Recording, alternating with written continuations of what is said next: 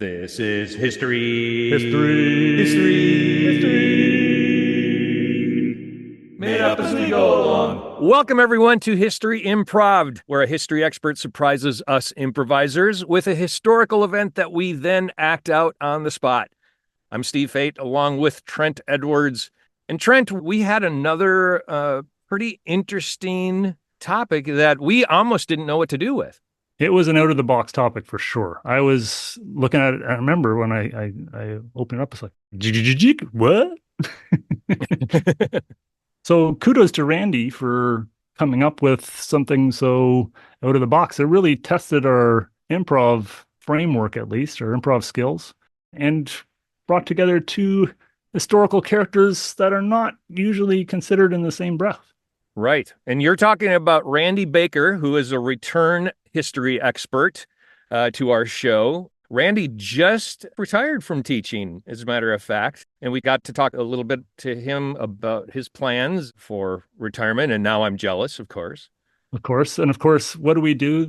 The man spends his life teaching, and he's like, okay, I'm done. And we say, hey, can you just say just a few things about this history topic? There's no rest for the wicked. You're going to go back to teaching right away. We're not letting you go. That's right. And then our improviser is also a returner, Shelley Friedman, who I've improved with in the past. And your improv soulmate, I believe. My improv soulmate, yeah. So she's back for another go at this. I'm your improv work husband. A long, awkward pause. What do I say to this? You haven't been improving around on me, have you? Well, that's all right. It's fine. We're in an open improv relationship. So find yourself a cozy hammock, grab yourself a mojito, and enjoy. It's totally awesome! All right, we're back with Shelley Friedman. Very excited to do another improv historical event with Shelley. She was with us for the conquest of Constantinople, and it was a very good time. So thanks for coming back to do some more making history with us, Shelley. Thank you, Trent and Steve. I had so much fun the first time. Thank you for inviting me back. Yeah, that was great. All right. Shelley. Yes. Are you ready to make history? I am so ready to make history. Let's do it. All right. How about we check the Wayback 3000 for this episode's historic event?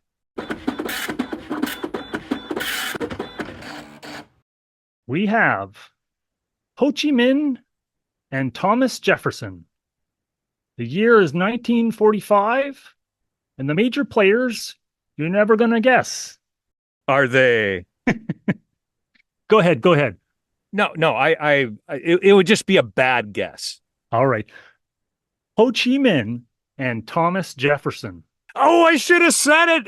I knew it. I knew that. Wow. Yeah. I don't know, like, what event is that? Because Thomas Jefferson, I'm thinking of, was not around in 1945. Oh, really? Yeah, I know. This is, a lot of people don't know this, but Thomas Jefferson, he was more of a 18th century kind of guy. Mm-hmm. Well, that's what we thought. That's what we thought. Right. So, Is this a different Thomas Jefferson, I guess? I'm guessing. I guess it was his son, Tommy Jefferson. His son in 1945. Wow, that's a long-lived clan. I got an idea. What's that? Well, we'll find out. Oh, you have a set idea. You have, all right. Hey. Okay. Kudos to you, Steve. This is I don't know another way to say this. This is ballsy. You're going for it, and I'm proud of you. Mm-hmm. I second that emotion. Oh, thanks. All right. We should check to see if Audrey is standing by on sound effects. There she is. All right. We open on Thomas Jefferson's bedchambers. Tom, wake up.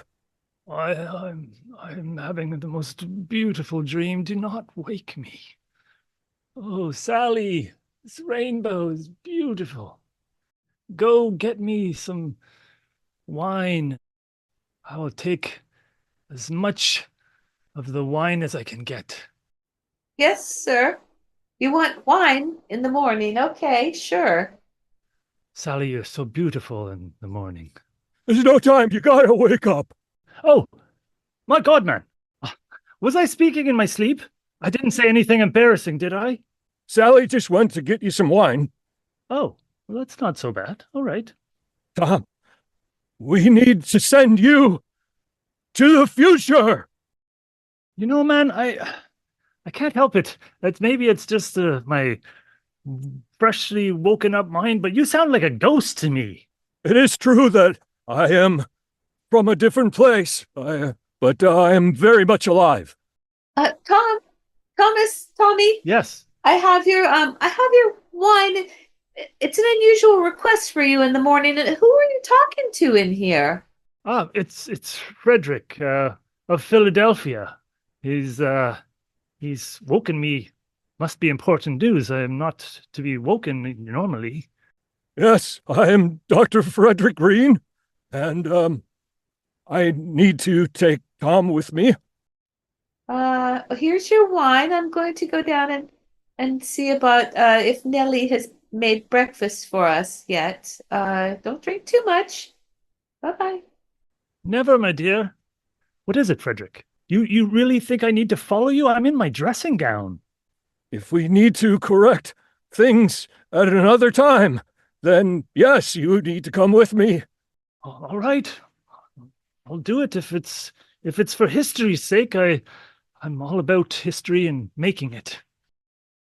We cut to the carriage house outside of Thomas Jefferson's mansion. As you see here, I've brought this vehicle for our transportation. This carriage house is rather beautiful. Yes, well, you probably think it's beautiful because, you've had a couple glasses of wine.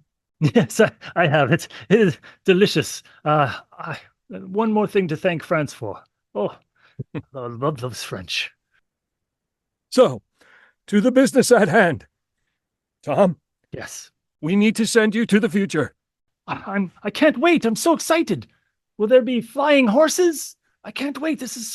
I've dreamt of the future, and now I'm going to be there. Let's go. Thomas, Oh. Thomas, I saw you running towards the carriage house. You didn't have your breakfast. What is this car? What is this thing? What is this thing here that you're getting into? What is it? It's a vehicle. It doesn't have horses. No, it's beautiful though. It's very hard metal and shiny. I like it. Do you want to join me? I'm going to the future.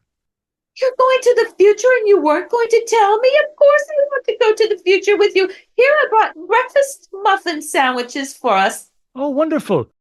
Well. Oh, it's a two-seater. Ooh, this is awkward. I guess I could, You can sit in between us. This is a little, cramped. Oh, we all fit. It's quite nice. It's cozy. Okay. Let's go to the future. What time period in the future are we going to? I'll just enter in the coordinates here. No, don't touch me there.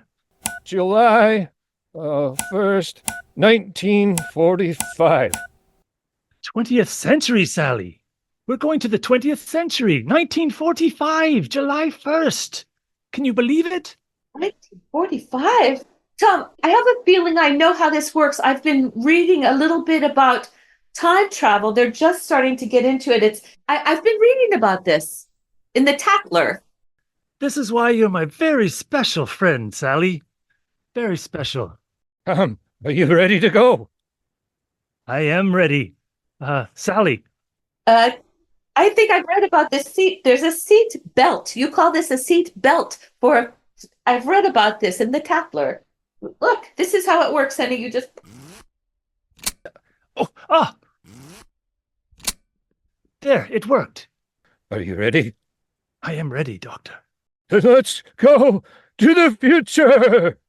To the future, Sally.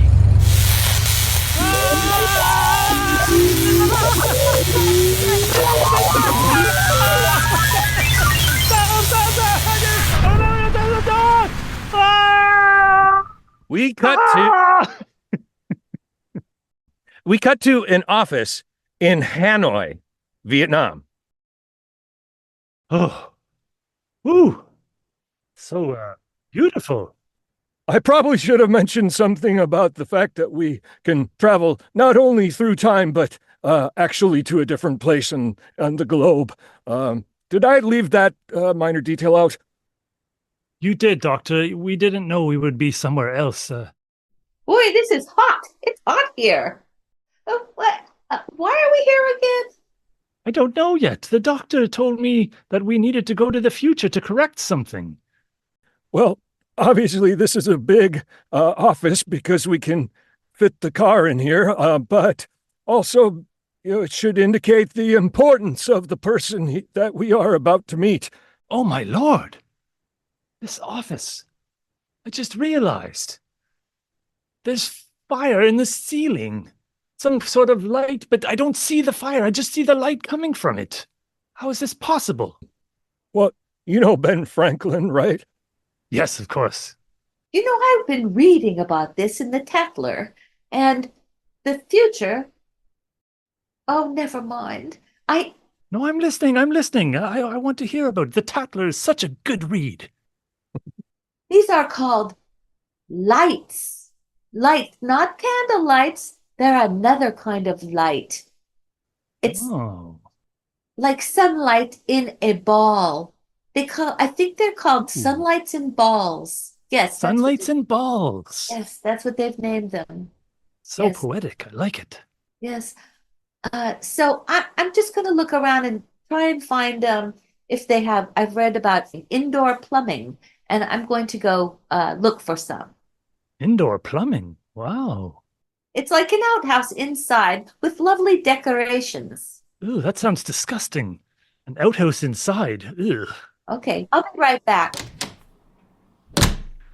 So, we're here to correct something in Hanoi, Vietnam. Rather excited. Let's do it. You see that placard on the desk? Oh, yes. Has a name? Ho Chi Minh. Ho Chi Minh. Ho Chi Minh. Ah, interesting. That's the name. Okay. Must be an Oriental chap. Yes, he is from around here. And well, let's say he's a fan. Of you, not me. Not me. He's a fan of my writings? Of my presidential accomplishments? Yes, that's right. That's right. I did write those for history, and I had high hopes. This is the birth of a great nation I've been involved in. Feel like we're going to go far.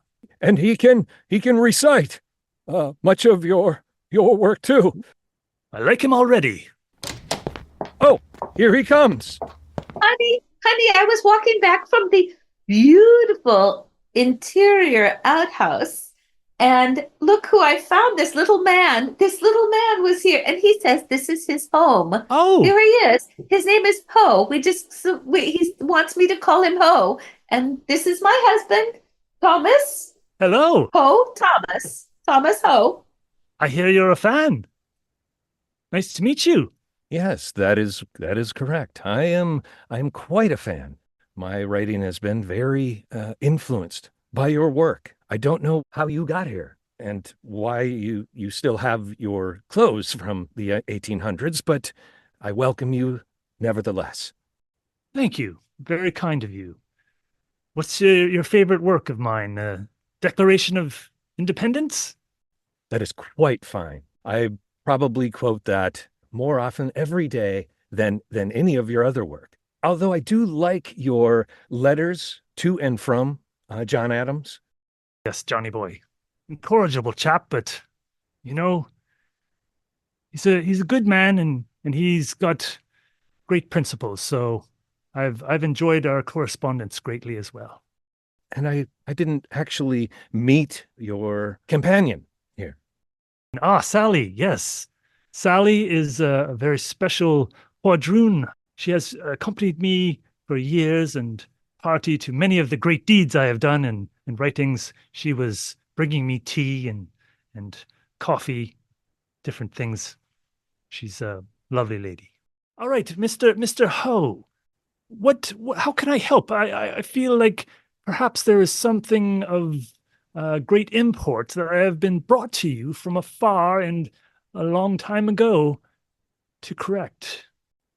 I assumed that the perfect person to talk to would be someone who enabled a country to cast off the yoke of their oppressors. Here in Vietnam, we are dealing with such an oppressor. I believe you may be familiar with them. For years, we have been under French control. Oh, I love those French. Such amazing culture and food. Ah, the people, they're a huge reason for my country's existence. But you say you don't like them? They gave us banh mi sandwiches, which are good, but we lack freedoms in other ways. Well, how shall I put this delicately? How much of your population is civilized? Much of it.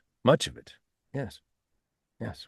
And are they Americans that have expanded, as I expected we would, across the continent and then going west until we've reached Asia?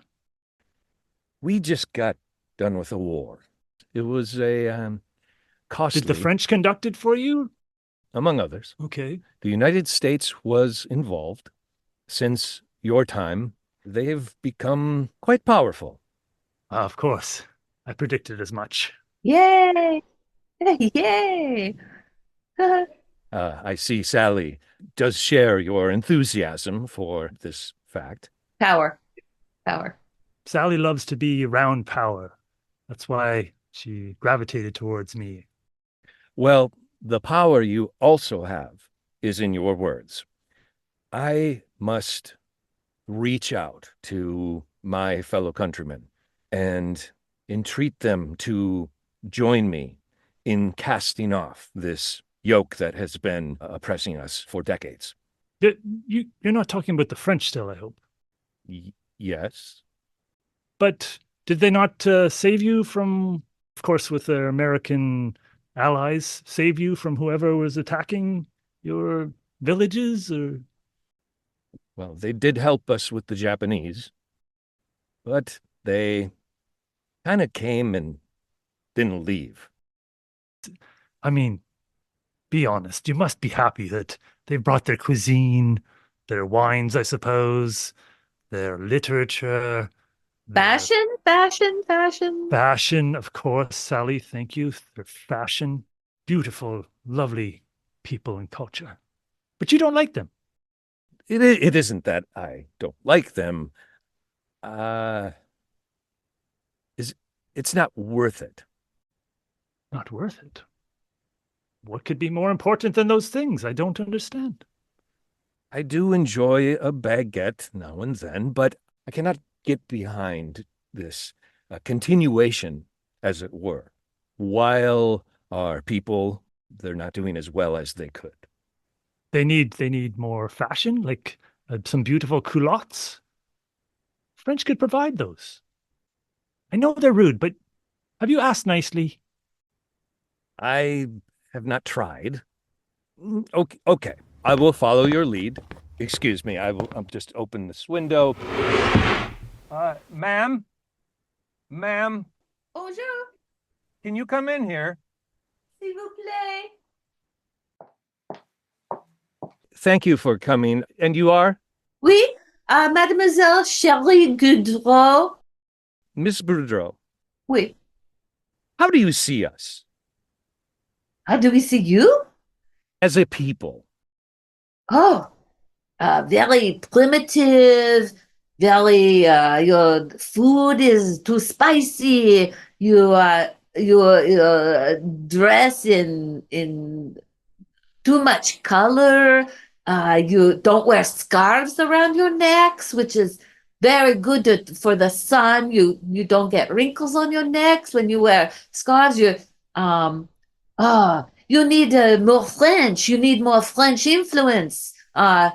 Oui, that is why we are here, to make you see how beautiful you can be, your potential. Excellent speech, madam. Hello. Bonjour, madame. Parasols. I think parasols would be nice for keeping that skin oh so pale.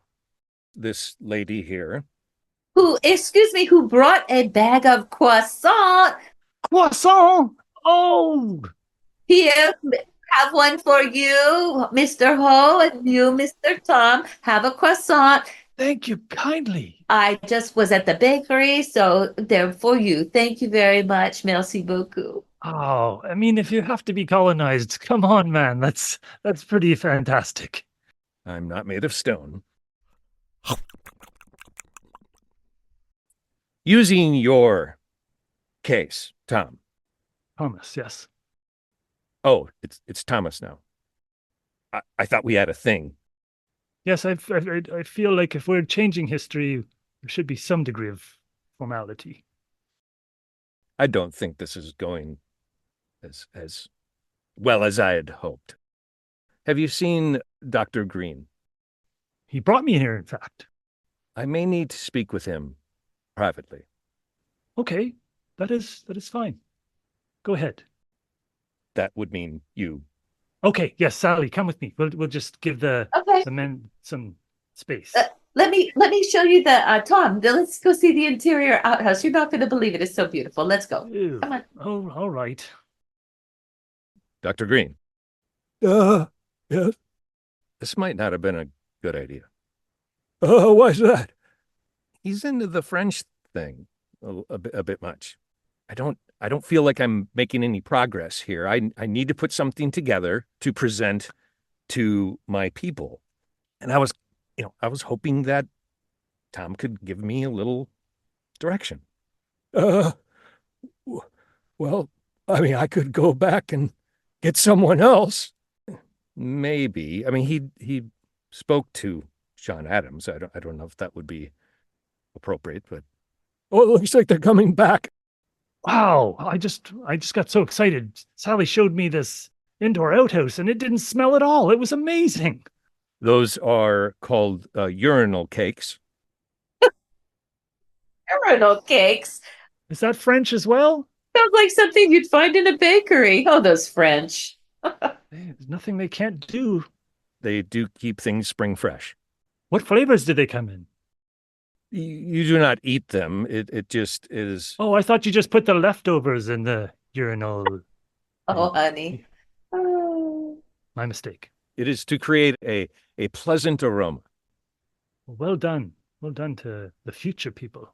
Hey, I wonder, honey, do you think I could bring one back to the past with us?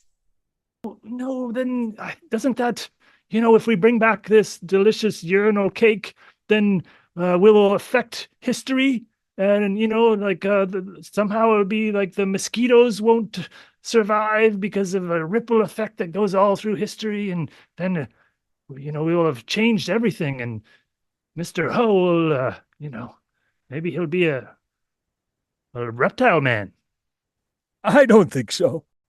Okay, great. Well, Sally, go get that urinal cake, and get a second one for me too, please. Have your hanky. I want to put it in a hanky. It was sitting in the bottom of this toilet. Oh, yes, of course. See if you can get a couple of fresh ones, and we'll nibble on them when we get home. Okay. Thank you, dear. I'll be right back. All right, Mr. Ho, I feel like I'm disappointing you. I have one last idea. Have you considered sharing the French creme brulee with your people. Maybe that would turn it all around. I believe Dr. Green can get you back to your time and place.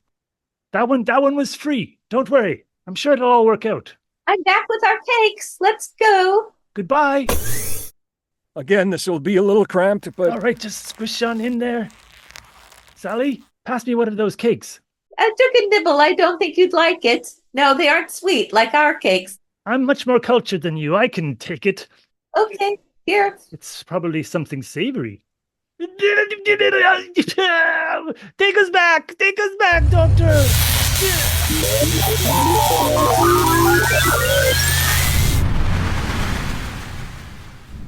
Cut to Thomas Jefferson's carriage house. Oh, I feel like that, Mr. Hoey. You know what? Maybe we were supposed to correct history by just disappointing him, because that's what we did, and maybe that's what he had. Maybe some bad plan or something, and getting rid of the French, and we've saved the French from any kind of bad future in Vietnam. maybe so. I feel like I kind of failed, but, wouldn't be the first time. do you know what I think made our trip a success? What's that, dear? Urinal cakes. Let's put them in our outhouse, see what happens. Yeah, what's the worst that could happen? Right? Cut to Ho Chi Minh's office. Oh, mon Dieu, there is a reptile man in here. Oh, my God. The end. I thought we were going to get to meet John Adams and he would solve it, but we don't need to at all. That's a fair place to end. I bet that's almost exactly what happened. Yeah. Yeah, from what I've read about the start of the Vietnam War, that sounds familiar. That Thomas Jefferson went into the future to try and, yeah, I think I've read that also. All right. Thanks so much. That was really fun, Shelley. Are we all done? Can't we do a couple more?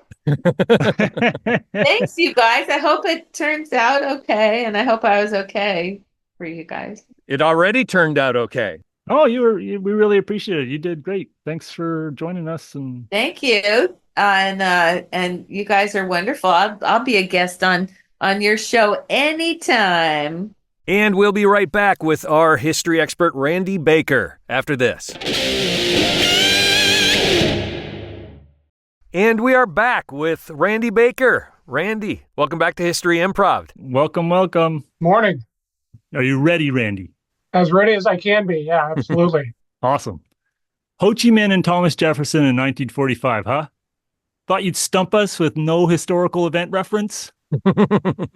Well, it sounded as if you pretty much knew what you guys were talking about in your improv. So, yeah. Oh, wow. That's because we have Steve, though. He led us in Back to the Futuring Your Mystery event into a historically bad dinner date between independence icons. Along with urinal cakes. Yes. Yeah. Well, everyone knew that was coming, of course. It had to go there eventually. Right. Yeah. So other than that and Steve's obvious mastery of the correlation between time travel and distance, did we get anything right in our improv set? Well, let's start with Thomas Jefferson. Absolutely. Sally Hemings was, I think, what you were referencing in the improv history, was, of course, his black slave, who he went to France with, interestingly enough, and where she actually said, I'm staying in France. And he had to coax her back to America. I'm still shocked that he was able to do that. He must have been quite the smooth talker because she was a paid servant there, right? Not a slave, whereas she came with his daughter. Exactly. Right, to France, and she's only 14. Yeah, and she that's where she learned French, and she saw how the French people treated black people, and hey, this is where I want to be. Hey, her and Tina Turner, right? It's a lot of black singers have been like, hey, this France gig is great. I am not going back. And as we will find out, Ho Chi Minh also found France a lot better than the French colonial Vietnam. Yeah, that's quite an interesting, him having been in his colonizer's country for years, right? Well, yes, he of course was born in then it wasn't called Vietnam, but in that region, and ended up, interestingly enough, in France, trying to go to a French colonial type school in France, and that's where he started getting his communist and Vietnam independence ideals. So it was really interesting how he came to France, but that was because the French had been there really since the 17th century, trying to do what other European nations were doing around the world, and that is colonizing and taking and reaping the benefits from the resources of those places. Leaving baguettes wherever they went. Actually, remember that. And they didn't just do Vietnam, they also had Cambodia and Laos, I believe. Yep, they sure did. The Cambodians and the Laotians kept the French cuisine and everything and improved it in some ways too, I'm sure. It was so good. There was even a small part of China in what they French called French Indochina at the time too. Mhm. So, yeah. Roughly when was it that Ho Chi Minh was in France?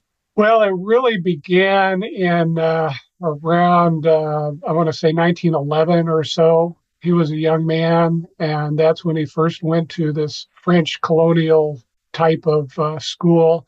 And he didn't do very well there, but he ended up meeting some other Vietnamese, for lack of a better description, communists who believed in independence at the time. And this really was before the Bolshevik Revolution in Russia. So this idea of communism and Marxist Leninists, but Marxists lived back in the mid 19th century. So those ideals were still formulating, especially with those colonies that wanted to become independent. Do you know if you had any interactions with any of the famous socialists or communists in Europe? There were some socialists that later on in the 20th centuries did appeal and like Ho Chi Minh, but early on it was mostly other Vietnamese who had already established themselves in various organizations in France that kind of allowed Ho Chi Minh to connect. His name at the time was different. I don't know if any of you knew that. It was something like Yuan Hai. Bach, I think Bach, B-O-C. Bach, was it? Yeah. At any rate, he later changed it to Ho Chi Minh long after World War One. Maybe he did a side trip to Hollywood too and got that up there. Changed his name, right. So 1911, he gets to France, and he's there until when? He becomes pretty much exiled because the French did not want him in Vietnam because he was striving for independence. So this was kind of like a 30-year hiatus where he was in exile. Mm-hmm. And he was in France off and on because sometimes he went to Britain. But by 1925, after the Bolshevik Revolution and several rebellions that the French had put down in Vietnam, he really comes to the forefront of those Vietnamese who were striving for independence. How big was his stature when he left Vietnam? Did he just build and build as he was exiled? It's kind of like, hey, that guy's great. He's not here to, mess up in any way politically. We just kind of, his standing goes further and further up, or how did it work? Well, yeah, his ascension in Vietnamese politics really occurred outside the country. There was no free press in Vietnam. So his name was really circulated through word of mouth because the French really controlled, everything in the country pretty much. And what brought Jefferson into your mind with Ho Chi Minh? Well, it first began in obviously very profound ways in 1945, but even back during the Treaty of Paris at Versailles after World War One, Georges Clemenceau, he was the French prime minister at the time, of course, President Wilson, all trying to figure out what to do with Germany at the time after World War One. Ho Chi Minh, he was part of a group that tried to convince Clemenceau and Wilson of Vietnamese independence using the idea of granting civil rights to everybody. It wasn't really clear on whether or not he used any of Jefferson's words at that time. They pretty much ignored him. So you have this period between 1925 and 1945 where lots of stuff was happening. Again, continued rebellions that the French were pretty much successful in putting down in Vietnam. Wait, just before you go on, I'm just going to ask quick. So with these rebellions, was Ho Chi Minh kind of like the exiled leader that's orchestrating everything from afar, or is he just kind of a guiding light and he's just watching? Again, his stature within Vietnam continues to rise. There are others. Giap, a very good friend of his, throughout his political career, Ho Chi Minh relied on him. And there were others. And then there was, dissension among his own groups. So it was really a difficult time for Vietnam and trying to coalesce a sound group of organizations that could, rise to independence. But again, he, of course, today is revered in Vietnam, has become the central figure in all of their history. And there is a lot of detail of former colleagues of his from 1925 to 1945 that, had various positions and created newspapers in France, by the way, which was much more egalitarian, if you will, with regard to other voices than the French allowed in Vietnam. So again, that period between 1925 and 1945 included efforts by Ho Chi Minh to enlist other groups around the world who were trying to gain independence for their own countries. He even tried after 1945 to, was it David Ben-Gurion, before the State of Israel was created, to seek his audience, which never happened. So that was where he was at. And I should also point out that during World War II, when the Japanese finally take over basically Indochina, there's a short period of time right before the Japanese surrendered in 1945 where Ho Chi Minh works directly with what was then the forerunner of the CIA, the OSS, to get the Japanese out. And the Americans supplied them, Ho Chi Minh, with military supplies and stuff to fight the Japanese, who eventually surrender and relinquish. And that's when Ho Chi Minh makes his famous connection to Thomas Jefferson in a speech where he directly quotes the Declaration of Independence, where all men are created equal and that we are given certain inalienable rights of life, liberty, and the pursuit of happiness. He uses those words, in Vietnamese. So he invokes Jefferson again in this idea of, hey, America, you did the same thing. Why can't you recognize the same thing for Vietnam? So it was like a plea to America, hey, before you give this back to the French, why don't you go back to the people who actually have been here for thousands of years, kind of idea. Exactly. Is this Ho speaking for the majority of Vietnamese people, or is this a fringe group at the time? Yeah, he's appealing for the entire Vietnamese people in his speech in 1945. What we find between 1945 and after he makes that speech, drawing on Jefferson, he tries again to negotiate this independence, which largely ends up unsuccessful. And then the French see their opening and say, okay, we're going to reestablish rule, but it's going to be different in their minds than it was prior to World War II. At this time in Vietnam, the Vietnamese aren't buying it. They've got Ho Chi Minh, whose stature at this point in the world community is respected, and they feel that the French are wrong. Ho Chi Minh also uses the Atlantic Charter, which is what FDR and Churchill signed before the end of World War II, blanketly saying that any country who wants self-rule should be given that right. So Ho Chi Minh uses that part of the Atlantic Charter after FDR dies to try to convince President Harry Truman that, hey, look, again, not only do I have the Declaration of Independence to go by, but you guys signed the Atlantic Charter. let Vietnam be free and independent from the French. So why does Truman not allow that to happen? We don't know, because Truman never responded to Ho Chi Minh's plea. Let me just refer to how Truman refers to the Chinese. He referred to them as the Asiatics. So in America's, and I'm sure Truman's mind as well, the Asians were still looked down upon as an inferior culture.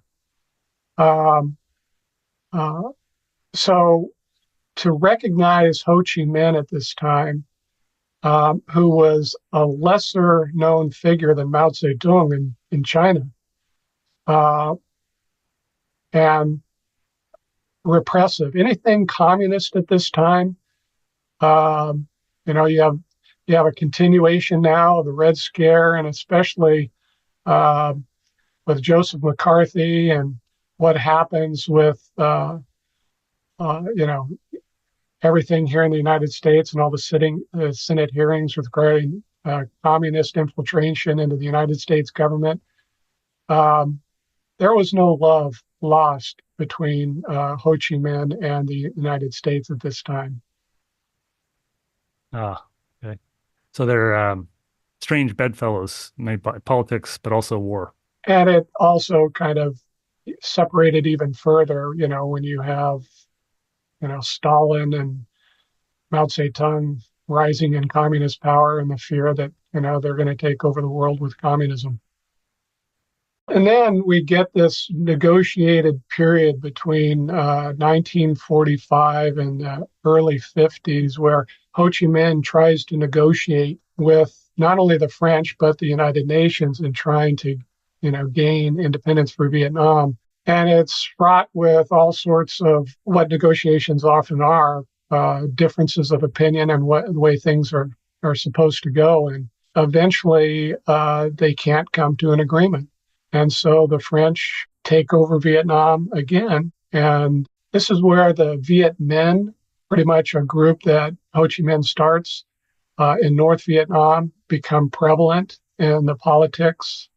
And the rebellions, actually, I don't know if you want to call them rebellions at this time. This is just when he begins his guerrilla warfare against the French, which ultimately leads to 1954, when at this place called Dien Bien Phu, where the French are sadly defeated by the Vietnamese and the Viet Minh.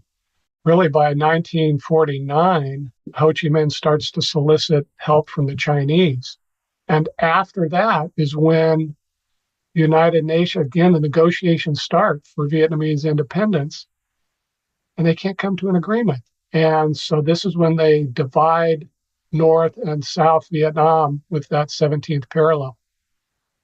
So you talked about the Viet Minh, and now where does the Viet Cong come in? How are they connected?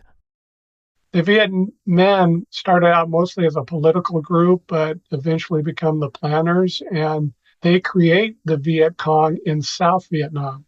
So Viet Minh were in North Vietnam, Viet Cong were in South Vietnam, doing what the Viet Minh wanted against what will eventually become the United States.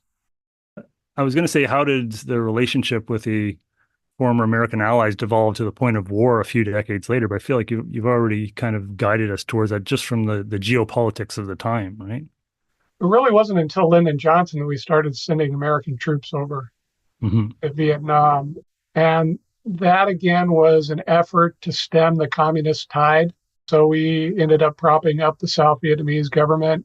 Even under John F. Kennedy, before he was assassinated, there was support for the South Vietnamese, not so much soldiers. As a matter of fact, they started under Johnson putting in advisors, which soon led to soldiers, American soldiers. Mm-hmm. But really, JFK was trying to figure that out before he was assassinated. Was there any hope from Ho Chi Minh's side that, we've worked with these guys before, we can kind of bring them around eventually? Yes, we have different political ideologies, but we are friends. We've been together in the past. Or was this doomed from the start, this relationship of America versus Vietnam? Well, the only time that I could find that the U.S. contacted Ho Chi Minh during the Vietnam War was after Johnson and when Nixon was elected president of the United States, where Nixon actually apparently sent a letter to Ho Chi Minh saying, hey, can we stop this somehow? And that's essentially the spark that led to the Paris peace talks, which the Vietnamese and the U.S. were involved in and eventually led to the removal of Americans from Vietnam. But that took several years. But that was kind of the impetus to get things and get the U.S. out of Vietnam because it was not working out. During the larger war, what was the relationship like between Ho Chi Minh and Vietnam and China? There was no great affection between the Vietnamese and the Chinese, and they still kind of regard each other, with extreme caution when it comes to relations. But at the same time, they look at each other economically. And Ho Chi Minh needed the Chinese for help during the Vietnam War, so he allowed them to come into North Vietnam, not with soldiers, but with support, while he was allowed to use his forces along the Ho Chi Minh Trail in Cambodia and Laos to supply the Viet Cong in South Vietnam. So, yeah, it's been a strained communist relationship, but today Vietnam regards America and China as, friends. It's interesting. They even went to war shortly after independence was gained, right? It was late 1970s. China and Vietnam were at war. Yep. That's not too long after they've been helped by China. So clearly they weren't keen to have the Chinese as their, bosom buddies. As the new French. As the new French. That's a good point, Steve. Yeah. And during the wars with France and with America, was Ho the commander-in-chief kind of model, where he was also in charge of the military, or was he more of the philosophical leader? Well, he was more of a political leader. Mm-hmm. He had military generals working under him, of course, but even the generals' greater ideals were to find a way for Vietnam to become independent. So they were all in lockstep in that regard. I want to point out that Ho dies in 1969 before the end of the Vietnam War as we know it. They call it the American War. Mm-hmm. And he died of heart failure. So it was left upon the other people around him to guide the country to independence under his ideal. So he was not, in the day-to-day operations on the military side. He was still trying to find ways internationally, as well as to keep his own factions together on the ideal of independence. So the fact they did call him Uncle Ho, or they did, even just Uncle. So that shows the loving relationship, I guess, the adoration that the general people had for him. Was there any times, because this is a long period, a lot of time to mess up politically, and they're going through, so many deaths from the American War, as they would call it, which makes sense because otherwise every war was the Vietnam War for them.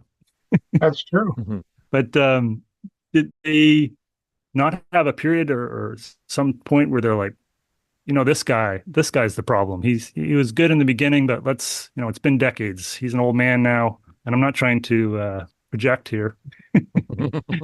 Let's move on. Let's have a new leader that can give some fresh ideas and end this war with America. Well, he does step down from his role before he dies, allowing others under him to take the lead. Mm-hmm. He wanted his old friend Giap that I mentioned earlier to take on the role, but instead the Politburo, as it was called at the time, elected this other individual who ended up guiding Vietnam after Ho stepped down. But even though he stepped down, he still met with these leaders regularly. So he was still influential even after he stepped down. Okay. So, of course, you have to draw the parallels. Uncle Ho, Uncle Sam, do they have novelty T-shirts in Vietnam now on their Independence Day where they have Uncle Ho, the top hat or something from France, maybe? I don't know about any new T-shirts or any bling whatsoever. Randy, we bring you on this podcast for your expertise, and you don't even know novelty shirts? I know. What is that? What's going on? I did. Interesting. You should check it out. The Vietnamese Tourism Bureau, both Ho Chi Minh City and Hanoi. I want to go there after watching those videos. I mean, it's a beautiful country. They've got history there. They've got, colonialism, and they're espousing all of this as draws to get tourists to come. But one thing I do want to point out, that's not a T-shirt, but it just shows the reverence that the people of Vietnam have for Ho. And his will, he wanted to be cremated, but they didn't do that. They did what they did for Lenin, and they embalmed his body in that, which is now viewable in a mausoleum. So maybe there's some kind of, souvenir you can get when you go to the mausoleum, but I don't know. Mini wax figure. Yeah, mini wax. Well, they've got statues of him at various places, Yeah. And even as a world leader, he was respected. He's their saintly figure that will never exactly decompose. Maybe he'll get his wish and be cremated, but that remains to be seen. Who would have been the better figure for Ho Chi Minh to bring back through a time machine? Would have been Thomas Jefferson or Franklin Roosevelt? As far as I know, he never referenced FDR. Now, I think Jefferson is the guy. Is definitely the guy. It's pretty clear that Jefferson penned those words. Yeah, I mean that's the good reference right there. But Ho had to know that Jefferson was joking when he wrote that. The guy had 600 slaves in his lifetime, or enslaved 600 people in his lifetime. Like, go figure. He clearly doesn't mean all men are created equal. All white property owning men are created equal.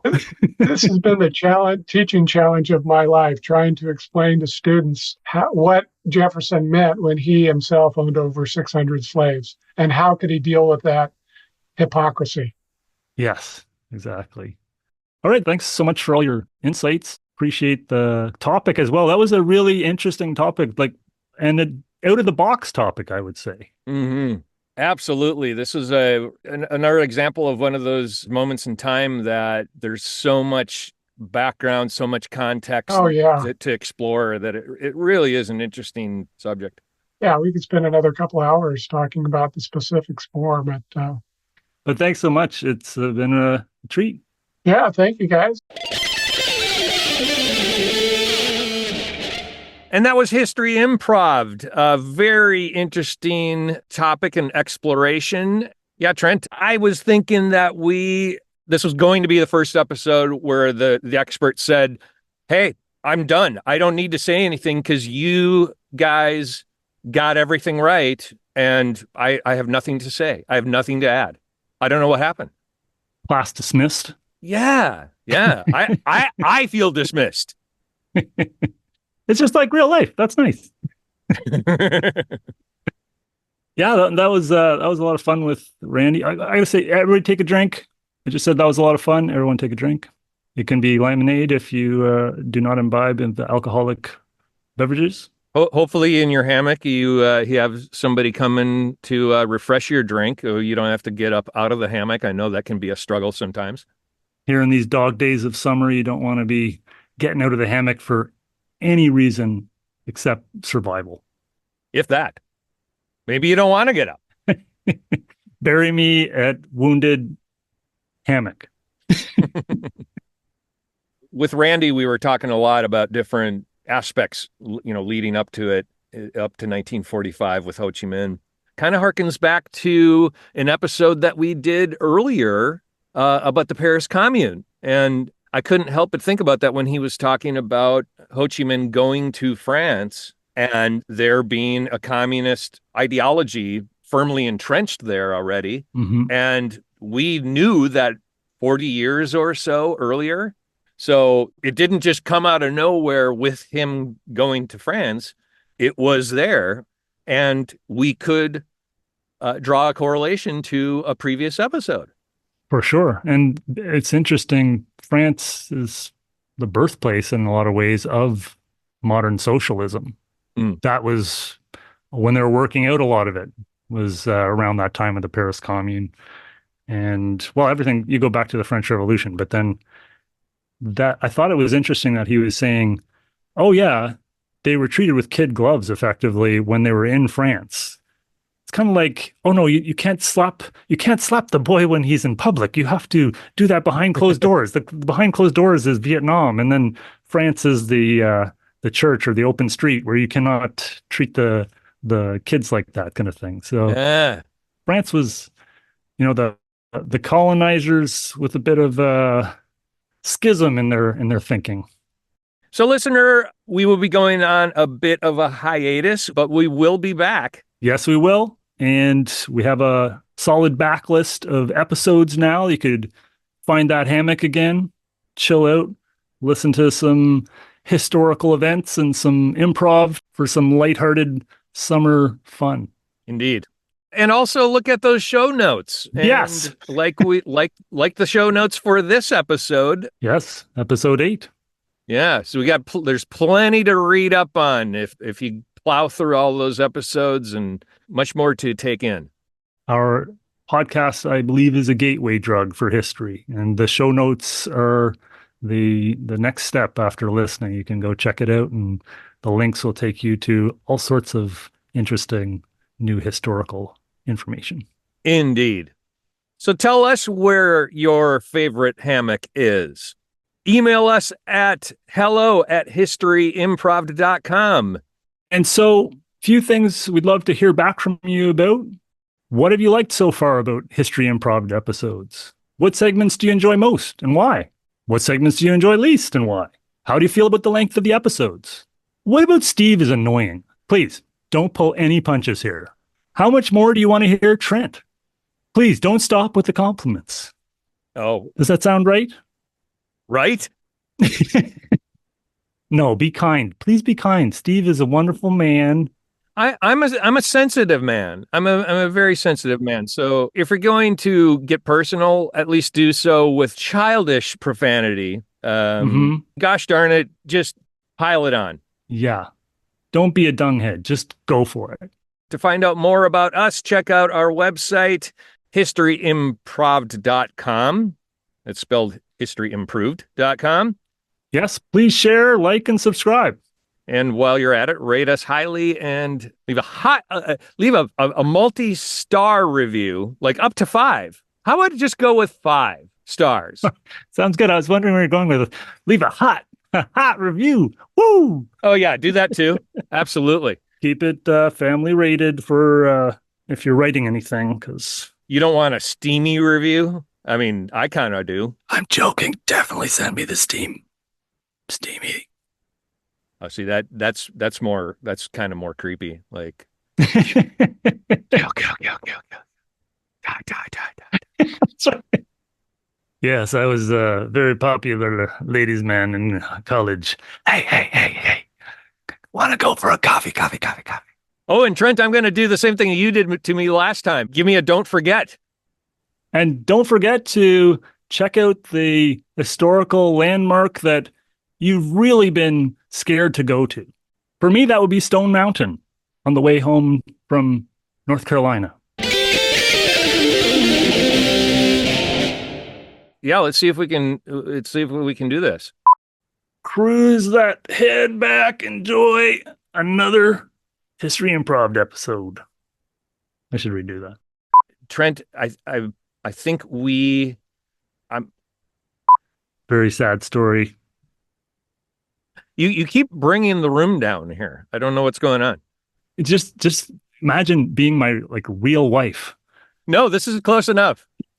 Thank you.